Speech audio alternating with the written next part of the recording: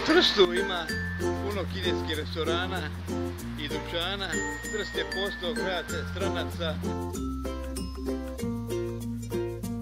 Kako je to Peć? Ovo je naša lijepa Bilogora. Danas je ponedjeljak, 29. Jebem ja to Boga. Ovdje sam odrastao na trgu Stjepana Radića. Sad se taj trg zove Trg hrvatskih branitelja.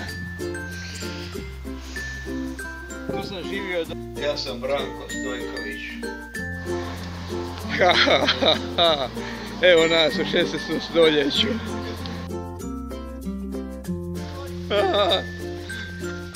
Pa šta ti misliš da je meni tvoj Bog sad telefonirao? Makni cucko od mene.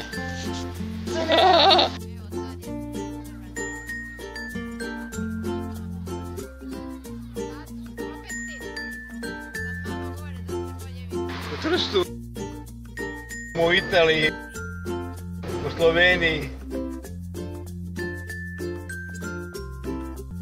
Branko G tako mokanda mos porzat thanosis apolis nabda. Branko je tako kuldaja kul. Branko je tako kuldaje stojko vi.